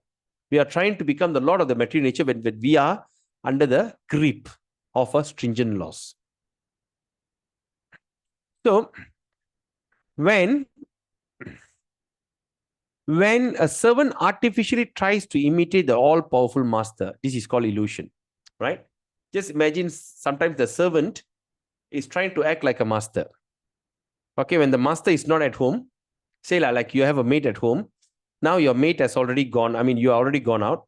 The maid will sit in your sofa and it takes your expensive saucer, and she will take your expensive tea and she'll make it and she'll put the leg and she'll act like as though, yes, I am the master of this house, and she's drinking, right? When none of you are around in the house. So the same thing, when a servant artificially tries to imitate, but who all-powerful master, this is called illusion. In this polluted concept of life, we are all trying to exploit the resources of material nature. We are trying to exploit. But actually, we are becoming more and more entangled in her complexity. Okay. Therefore, although we are engaged in hard struggle to conquer nature, we are ever more dependent on her. The illusory struggle against material nature can be at once be stopped by the revival of our Krishna consciousness. Krishna consciousness is not an artificial imposition of the mind. It is not something that we are imposing something in our mind. This consciousness is the original energy of the living entity. When we hear the transcendental vibration, this consciousness is revived. And this process of chanting Hare Krishna is recommended by the authorities for this age. All right, this process of chanting is recommended by the authorities of this age for this Kali Yuga. By practical experience, also, we can perceive that by chanting this Maha Mantra or the great chanting for deliverance, one can at once feel transcendental ecstasy from the spiritual stratum. Right? So that means we can see even the great chanting, one can even at once feel the transcendental ecstasy from the spirit. So even at once, like yesterday, there's one, a 2% came to our Namahat center. And they chanted, I think, around 1 or 2 rounds. Then today I asked her how you feel, and she said she can't believe her feeling. Even at once, you can feel the transcendental ecstasy. From where? From the spiritual stratum, that is from Goloka Vrindavan. When one is factually on the plane of spiritual understanding, surpassing the stages of sense. That means when a person factually, with facts, all right, on the plane of spiritual understanding. How you go to the spiritual understanding? When we surpass the stages of sense, mind, and intelligence. One is situated in the transcendental plane. That's when we are situated in transcendental plane. This chanting Hare Krishna, Krishna Krishna, Hare Hare, Hare Rama, Rama Rama, Hare Hare is directly enacted. Is directly enacted means is directly connected from the spiritual platform, surpassing all lower stages of consciousness, namely the sensual, mental, and intellectual. There is no need, therefore, to understand the language of the mantra. Nor is there any need for mental speculation or any intellectual adjustment for chanting this Maha Mantra. You don't need to adjust yourself, these kind of things, right? It springs automatically from the spiritual platform. That means, in other words, when you are chanting Hare Krishna mantra, you are connecting directly to Goloka Vrindavan, the place that we have lost for trillions and billions, unimaginary births. Even in our previous birth, or maybe we might have fallen from some kind of Vaikuntha Loka. But the Goloka Vrindavan is a place which is very rare. It is so confidential. It is not meant for any person, any common human being. But by the blessings of Chaitanya Mahaprabhu and blessing of Prabhupada, this parampara, Brahma Madhava Gaudiya parampara, is teaching the highest perfection. And that perfection is go directly and to associate with Krishna as his personal friend, servant, lover, associate. All right? So it is. So now, when we understand, it springs automatically from the spiritual platform. That means when the thing comes on the spiritual platform and you are getting connected, so that means someone from there is paying attention. This person is chanting. All right? You are connecting directly, surpassing the spiritual sky, surpassing all these Vaikuntha Loka, all that material, everything just goes straight there. As such, anyone, Prabhupada says, anyone, this is actually this explanation is by Prabhupada. And Prabhupada says, anyone can take part in this transcendental sound vibration. Anyone, without any previous qualification. As I say just now, you do not need to be a Brahmana, you do not need to be a this, you do not need any qualification, you do not need to be a vegetarian, nothing. Anyone can take part in this spiritual vibration and dance in ecstasy. We have seen it practically that even a child can take part in the chanting, or even a dog can take part in it.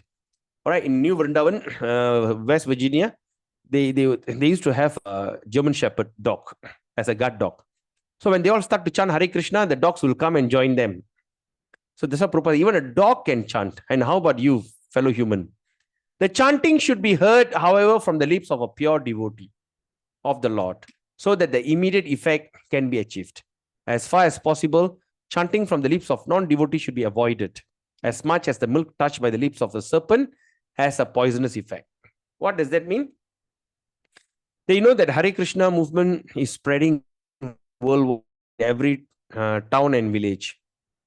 So if I am a juggle singer, kajal, there's a doon singer, or that means in other words, I'm a bhajan singer. I sing all kind of bhajan. And I know when I sing Hare Krishna bhajan with nice tune, with some nice music, I know the whole world will listen to my bhajan. So I can become rich. All right. So this is the things that we want to avoid. All right. We don't want this kind of performers to come and chant the Hare Krishna mantra. We want to listen from the lips of a pure devotee of the Lord. Okay. And the word Hare is the form of addressing the energy of the Lord. Hare means Hladini Shakti. Okay, the energy of the Lord, which is also called as Radharani. And the word Krishna and Rama forms directly addressing the Lord himself. Both Krishna and Rama means the highest pleasure. Right? Krishna means the most beautiful one. Rama means reservoir of pleasure. So Hara is the supreme pleasure potency. So when you talk about pleasure, there's a potency to that pleasure, okay, of the Lord. These potency is addressed as Hare, help us in reaching the supreme Lord.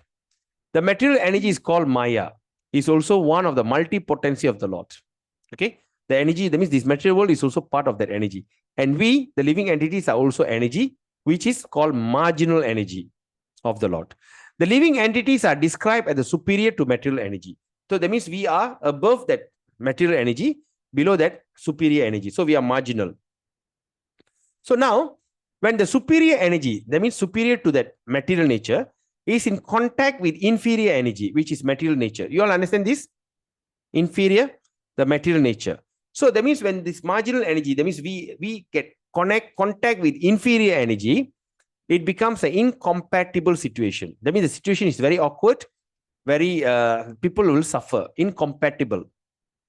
But when the superior energy, superior marginal energy, that means we as a marginal energy, is in contact with the supreme spiritual energy called Hara, the living entity is established in its happy, normal condition. So when you feel happy studying Bhagavad Gita, when you feel happy chanting Hare Krishna, you must know that that is actually your normal condition. All right? Like yesterday, that lady was telling, today she was telling she feels so happy, so nice. So there's nothing to be, nothing to be like, what they call? Surprise. Because that is actually the origin, that is the natural condition. If you chant Hare Krishna, you feel happy. When you read Bhagavad Gita, you feel happy. A kind of feeling that you have in your heart is actually, that's your normal condition. But we are living in an abnormal condition. We are getting happy when we strike some money. We're getting happy when we get promoted. We get happy when we start to have a child and all these things, right? All these are awkward happiness. Okay. The real happiness is when we become, so it says established in its happy, normal condition. Three words, namely Hare, Krishna, and Rama, are the transcendental seat of the Mahamantra. The chanting is the spiritual call for the Lord. The chanting is actually the spiritual call for the Lord and its internal energy, Hara. Okay? The pleasure energy and the pleasure the potency of that pleasure. Okay, Hara. For giving protection to the conditioned soul. To give protection for the conditioned soul. What protection? Protect us against the ghost spirit? No. Protect us from Maya so that we can fully engage in Krishna consciousness. So the chanting is exactly like a genuine cry for of a child for its mother. Okay, we are crying. Mother Hara helps the devotee achieve the grace of the Supreme Father Hari or Krishna. And the Lord reveals himself to the devotee who chants this mantra sincerely. If you're going to chant this mantra sincerely, you start to see Krishna is revealing himself to you. No other means, Prabhupada says, no other means for spiritual realization is as effective in this age, in Kali Yuga, as chanting the Hare Krishna Maha Mantra. Therefore, we are always encouraging, try to go and chant 16 rounds daily for you to see the real potency. Okay?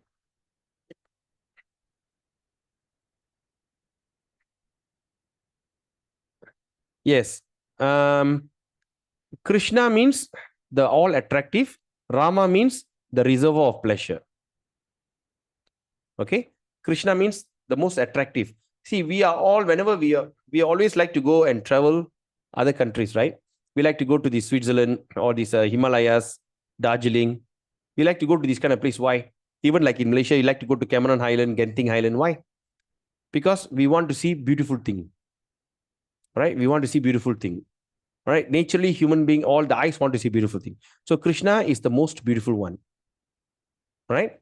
The Krishna means the most beautiful one. And Rama means the pleasure, the reservoir of pleasure. That means he has a big reservoir like a dam full of pleasure. All right? The Krishna is the most attractive and Rama is the reservoir of full pleasure. Okay? So there's no other means. And Hare is the one who are in charge of giving you. And she's none other than Radharani. So there's no other means of spiritual realization as effective at this age as chanting the Hare Krishna Maha Mantra. Right? So that's the thing. So Srimad Bhagavatam, it is something that I recommend for you to have it. No. Pleasure means it's not referred to the good stable mind. Pleasure means it's a kind of satisfaction beyond your expression. Okay. My pleasure. That means the pleasure is something that, okay, example, Dasarathan, you have not tasted sugar in your life. How am I supposed to describe it? Right? So you can't conceive the idea of the taste of the sugar. So I just put the sugar in your mouth. This is the taste of the sugar. So this is the pleasure, which cannot be conceived. It is beyond our conception. It is bring to that ecstatic level. All right. Okay. So now these are the three books that we always like to recommend that you read. First is Bhagavad Gita. Bhagavad Gita is basically known as the foundation study. All right. Words of Krishna, the contents. All right. What it ends in this thing. Okay. Then from Bhagavad Gita, we pass the baton to Srimad Bhagavatam. And okay, where the Bhagavad Gita ends, abandon all varieties of religion and surrender unto me. It ends that way. And after that, Srimad Bhagavatam ends in chanting the holy name of the means of destroy the reaction. And after that is a Chaitanya Charitamrita, which is called the postgraduate study. Okay. So if those people, if you don't have a Srimad Bhagavatam, you can consider buying one. It comes in 18 cantos, 12 cantos, big books, and a total of 18,000 verses. Okay, it is like encyclopedia. And Chaitanya Charitamrita comes in 9 books, also very thick books. All right. So it's like that. All right. So that means Prabhupada wrote a letter on 25th July 1975. Be sure and read my books very carefully. Bhagavad Gita, then Srimad Bhagavatam, then Chaitanya Charitamrita. You should read every day without fail and become fixed in our philosophy. So chanting this thing and reading Bhagavad Gita and distributing them is very, very auspicious. Right? So this is the Srimad Bhagavatam. Okay, I think the English is, I think, should be around, I think the temples are selling at 1,001, 1,200. And of course, I got a special price. I think it should be around, I'm not sure, roughly around 600-700. Okay. So like that, if you consider buying one, you can consider that. Okay. So with that, we end the session. And this chapter 12 is only 20 verses. And these 20 verses has such a deep meaning. So I hope that you all can read this chapter 12 every day. Please read chapter 12 every single day as your daily practice. Okay. It's only 20 verses. And try to study that verses and you start to see the intensity. Of course, we jump. But of course, I quoted most of the verses. But certain things I've jumped. So please don't miss any of these. All right. So is there any questions or any comment? Dasarathan, please watch this video. This is was such a fantastic discussion we had.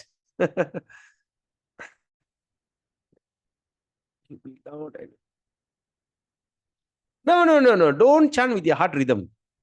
Yeah, you asked a very good question. Actually, we discussed that just now also. Wait, let me see. My eyesight. Okay. The chanting should be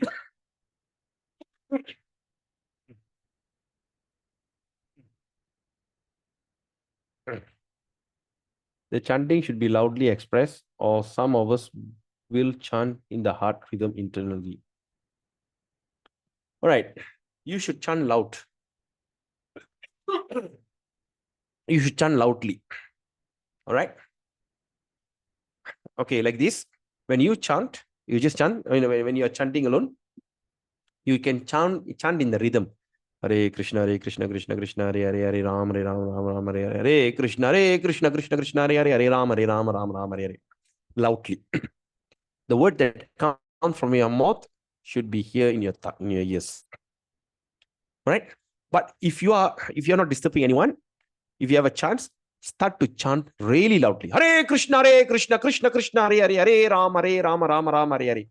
Right? Because my spiritual master used to tell me, he used to tell us, if sometimes if you think your mind goes out of control, chant very loudly.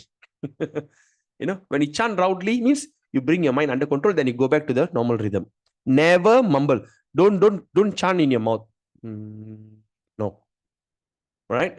That is, if a person who are very highly elevated devotees can do that. But for a beginner, you have to chant audible. You must able to hear your chanting. Okay? That's another. Is that okay?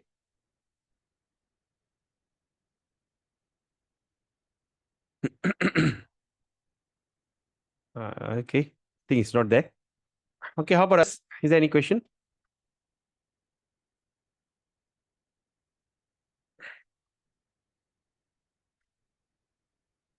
Am I audible? Yeah, Prabhu. Ah, okay, okay. How about sitting, Prabhu? Must be front altar? No, no, no, no. That's not necessary. This Hare Krishna Maha Mantra is Krishna itself. The Maha Mantra is the Lord itself. If we can do it in front of the altar, fair enough. If we can't do it in front of the altar, the best is to chant in front of Tulsi Maharani. All right. If you have a Tulsi at home, put it in a nice small pot, put it in your house and chant in front of the Tulsi. That's the best. And if you don't have that opportunity, you can chant in any situation, not necessarily sitting. You can sit, you walk. You can walk, you can sit. No, not necessary. You should be comfortable place. Yeah. Not necessary to be in any comfortable place. Even you can chant while you are in your MRT, LRT, if you're on the bus, if you're on a plane, right? But of course, there you don't scream like, just say Hare Krishna, Hare Krishna, Krishna Krishna, Hare Hare. Once you know what happened, reminds me about this. I went for one some medical camp. I followed my wife, and it was so boring. And there's one friend of mine, which I've not met him for so long. He just came, he just showed the hand, he just went off. All right. And after that, I was chanting actually. I was chanting. Of course, I was just chanting. Then after that, after this, he said, hey, Punidan, my real name is Punidan. I said, Punidan, you are talking to someone for what? 2 hours. I said, I talked to who? No, I saw you saying something. I thought you're talking to someone through the Bluetooth. 2 hours? What? I mean, what are you talking? What are you talking for 2 hours, lah? I said, no, I was not talking, I was chanting. So, like that. So you can chant in any place. All right, you can chant, but of course, try to hear your chanting. And about the sitting, not necessary because we are not yogis. We do not need to sit. You can sit in your comfortable chair, right? Like your reclining chair or anything. But if you can sit on a yoga posture, it's the best. If you think your leg going to get cramped, then don't do it. Because I like to sit in a yoga posture. I used to sit and chant. So once I think cramp, don't bother. Just think, because cramp means you can't do anything, right? Just go on chanting. Then after you try to put your leg out, Okay, that's Dasarathan. Any other question? Vaishnava Kripa Prabhu, I saw you unmuting just now. Tomorrow there is a class, no? Yes. Tomorrow there's a class. And today I think it's auspicious day. I think Bahula Astami or something like that. Huh? There's one part down there, Prabhu, where Uh-huh. the interaction of the gross elements and the interaction of the subtle elements, which I am not able to understand. In which, where? Tomorrow in your class. You mean where, Prabhu? There's, yeah, I can tell you that. In chapter, yeah, I got a Gita in front of me. You're talking about chapter 13 tomorrow, is it? Yeah, Prabhu. Page Which verse? 8, text 8. Text 8. Chapter 13, text 8. The whole paragraph, there is an interaction between the gross elements and the interaction between the subtle elements. Quite difficult to understand that. Oh, okay. I'm seeing the wrong verse. 8, huh? Verse 8, huh? 6, 7, 8 to 12. Just want you to talk on it when tomorrow. Yeah, but which one? I can't see that. Humility, pridelessness. Is it non-violence, tolerance, simplicity? You Yes. mean that one? Text 8, chapter 13. Yeah, Right. text 8, chapter 13. 24 elements, and then this one with the gross elements. It shows what is the interaction between the elements and the nature, Prabhu. And then the subtle elements and the interaction. Yeah, I understand. Which verse is that? Verse Not 8, not 8. 7, 6 to 7. Verse 6 to 7. Ah, okay. Verse 6 to 7. The 5 great elements. Yeah. False ego, intelligent and the unmanifested, the 10 senses, the mind, the 5 sense object, desire, hatred, happiness. Yeah. So all these are considered the summary to be the field of activities and its interaction, right? What do you mean by that? Okay, tomorrow you are talk on it. Yes, yes. Okay. I'll talk about this tomorrow. Yeah. Field of activities and its interaction. So field of activities, what? The 5 great elements. The activity is what? 24 elements is a field of activity, Prabhu. Okay, what is the field? There is all the 24 senses, So where the senses are thick? material nature. No, The body, Prabhu, body. So the body is the field. the senses. So the body is the field. Yeah. But Okay. what interaction, Prabhu? And what is the interaction? What do you mean by that, Prabhu? Okay, now example. Now the body is the field, Yeah. and I am so jealous of you. Happiness, distress. Okay, No, jealous. no, no. Wait. Hold on, Prabhu. Hold on. Ah. Say like, the body is the field, Yeah. all right? And I'm jealous of you. Yeah. Why I'm jealous of you? You are a very successful person. I'm jealous of you. So that is that interaction. What about So the field element? is here. Huh? Then tell what is the interaction of the subtle element? Mind, intelligence. No, that's interaction. Interaction means the activity. Say like for instance, okay, another example I give you.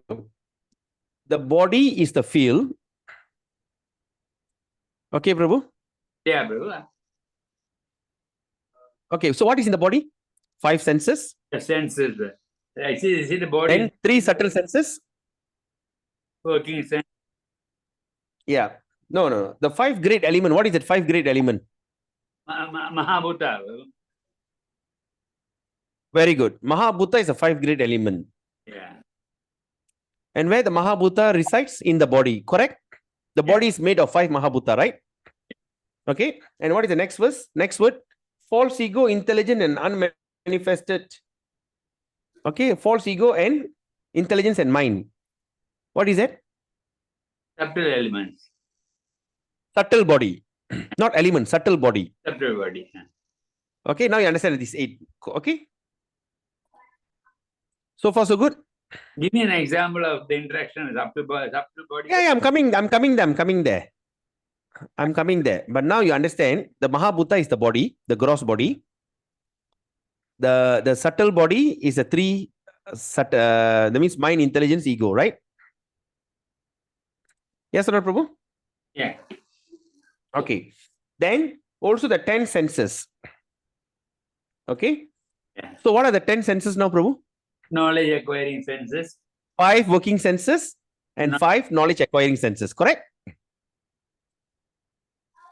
Yes or not? Yeah. The working senses.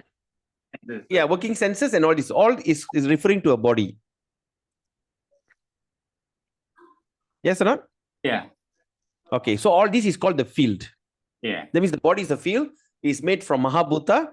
It has 5 working senses. It is 5 knowledge acquiring senses. Okay? Yeah. And it has something subtle inside which cannot be seen. That is mind, intelligence, ego. All right? Are you following me, Prabhu? Yeah, very well. Okay. So that means I got 5 Mahabhuta. The body is made of 5 elements. 5 Mahabhuta. And I got 5 working senses, 5 knowledge. Total is 15. And I got something that subtle senses, which is mind, intelligence, ego. That means total 18. Okay. Okay, Prabhu. Yeah, brother. Okay. Then, then there's a 5 sense object. Yeah. So total all come up to 21. Yeah. brother. Okay. Now this is the feel. But what is the interaction between the senses? Now the interaction is the life symptoms like what they call desire, hatred, happiness, distress. It is the interaction. That means I got all the 5 senses here in the body. So when this thing and this thing combine, so the mind, okay, now example like this, my mind, I am seeing a person. I'm seeing a person who are a multi-millionaire. Yeah. Okay, Prabhu? Yeah. So my mind Yeah. is seeing a person who are a multi-millionaire. Yeah. My intelligence says that I am also a millionaire before, and I'm jealous to see another guy as a millionaire. Okay? Okay. So the mind and intelligence is interacting. Okay. And through that interaction creates this kind of feeling, hatred, distress, happiness. Okay? You got that, Prabhu? Yeah, very well. Okay. So that's the thing. So that's the question, right? You're talking about the 5 grey elements: false ego, instinct, desire, hatred, happiness, distress, aggregate. And this conviction, all these are considered in summary to be the field of activities and the interaction. So the field of activity means, okay, this body is all activity. There's a subtle thing. Suddenly I see one person, I become jealous with him. Yeah. Yeah. So the jealousy is because of the interaction of my intelligence, my idea, and all these things. Yeah. Right? Sometimes, for instance, sometimes I see that, okay, when a person pass away, say when a person pass away, say like, okay, like my aunt passed away that day, I am sad.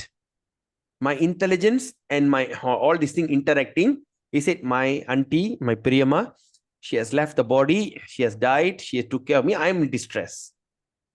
Through the interaction of my senses, I am distressed. Correct, Prabhu? I understand.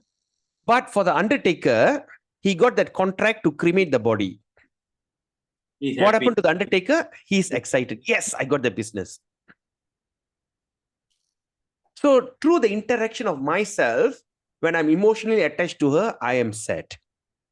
But Is for that- the undertaker, for him is a business, a new business, another business for him. Yeah. He sold the coffin, he sold this, and the cremation, everything for him is a business. Yeah. Okay, Yeah. bro, that's the interaction they're talking about. Understood. Thank you. You got it, bro? Interaction, huh? Okay. No, I should thank you, Prabhu. I'm so grateful to you. You ask all these questions. You bring back all my memory. Sometimes I feel I'm going through memory loss. All right. Thank you. Prabhupada ki jai, Srimad Bhagavad Gita ki. Any other questions, Prabhu? It's getting late for you, Babu. No. I'm all okay. I'm feeling so excited today. So because of course Friday I don't have any other commitment. The only thing I reach home late because Friday Ipoh crazy jam. Yeah. Okay. So tomorrow, Saturday, we have a class. Please don't miss it. Tomorrow is going to be chapter 13. Now Krishna is going to be very serious in his instruction. And Sunday is going to be chapter 14. And please take note, Monday I have to be in Sungai Petani for my Perima's, my auntie's 16th prayer. I'm doing this prayer. I'm doing this Damodara Puja and all these things. So Monday, no class. Okay, Monday there's no class. And Tuesday I'll be back by afternoon. So Tuesday we resume. Then Tuesday, that means see, today is 12. So Saturday is 13. 13 Saturday. Sunday is 14. Then Tuesday will be 15. Thursday will be 16. Wednesday will be 16. So if Thursday is Deepavali, If you all want to have a class on that auspicious Deepavali, I really love to do so. But of course, you have to tell me in advance whether you want the class or not. Then the next day, Deepavali, Friday, the session over. 18th chapter is done. And Saturday is going to be Govardhan Puja. If any one of you are nearby in any ISKCON temple, please go and attend the Govardhan Puja, where Krishna is the celebration of Krishna carrying the mountain with the small pinky finger. Right? They build mountain with rice, with prasadam. So I tell you, if those who have not seen that before, you will not believe what you're seeing. They're going to build a huge mountain of food, full of rice and food. And they do the Govardhan Puja. Then after that, we go around the Govardhan. It's very auspicious to go around Govardhan. If you have any phobia for snake, any kind of dangerous animal and all this, when you go around Govardhan, you will never see them in your life. You will never encounter snake, scorpion, and all these kind of things. At the same time, it is very, very auspicious prayer. Please don't miss Saturday. After Deepavali is Thursday. Friday, Saturday is Govardhan Puja.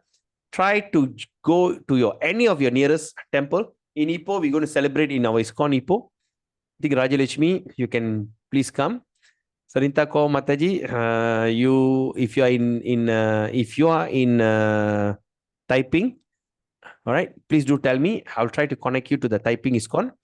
Or if you're in Ipoh, please come and join. Or if you're in Penang, you can join the Todu. Okay, there's a big center there. And Skanda Prabhu, Manjong, there's a center in Sityawan. Okay, Taman Krishna. The place is called Taman Krishna.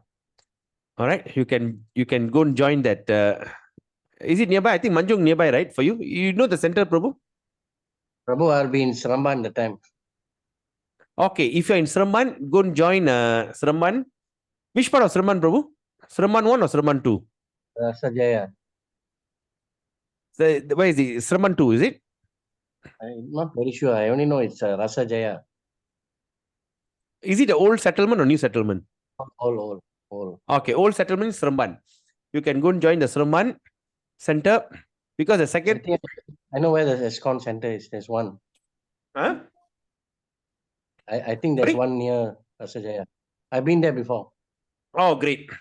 All right, go and join the Sramban center and celebrate this. What do you call this? Govardhan Puja. Very auspicious. Right? So, is there any other further questions? All fine? Chang Prabhu? Chaitanya Daya Prabhu? Okay. Yes, So, splendid, Prabhu. okay, Prabhu. This different. Yeah. Yeah. Do you think I should continue again? Another round of Gita Gyan? Ah, that would be fine. Actually, Yes, I really Prabhu. love to do that. I really love to do that. I can't stop doing it. Like that day from the batch 2 to batch 3, there are the 2 weeks off. I feel like something missing. Okay. Yeah. But Energy. yeah, but please, Prabhu, please. My excitement when I see new people. Right. Today we have Rajalakshmi, we have Sarinta Kaur and the father, Dr. Manjit Singh, and the mother and the brother all are watching this. Then we have Dasarathan who comes. Of course, he has to leave because he's got his commitment with his tuition or teaching. But they're all watching the video. So this kind of when we see some new people are there, it gives me more enthusiasm to talk about it. Okay, so please gather people. Please encourage all the one. Just sacrifice 18 days of their life. Your testimony is going to be the best. Okay. So I don't like to talk what is this program about. So I always believe when you're going to speak about your feeling, it's carry more weight. Okay. And also please put a note in the WhatsApp group because so many people did not turn up today because some says, I'd like to watch that recording. Nothing like live session. Okay. So just put a note. Any more Bhagavad Gita books available? Huh? Any Bhagavad Gita books available? Yes, but don't have that Japa Mala. Mala, I think, is finishing. Oh, I have to. Yeah. The books are available is okay. Books are there. Your books have arrived. Oh, okay, okay. Thank you, Prabhu. No problem, Prabhu, no problem. How about you, Chong Prabhu? Have you got it? Yes, yes. I just got it today. It's in it's called Johor Bahru Center. Okay, okay, okay. Yeah, thanks a lot. No problem, bro. My pleasure. Okay.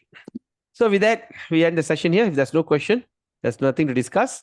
So please forgive me if I've said anything wrong, that I've offended anyone. Whatever I've said, I'm just repeating what I've heard from my spiritual master, and I have no any intention to hurt anyone, because I always believe we have to speak the truth as it is. All right, the facts has to be presented as it is, even though sometimes the fact can be not so favorable, but the truth has to be known. But to apply takes effort. But by the mercy of Krishna, every one of us could be able to practice it. Till then, have a beautiful weekend. Panchakalpatarubhyascha kripa sindhu bevacha paditanam pavinibhyo vaishnavebhayo namo namah. Hare Krishna. Good night. Hare Krishna. Thank you. Hari Thank you. bol. Go Ranga. Hari Bol. Hari bol.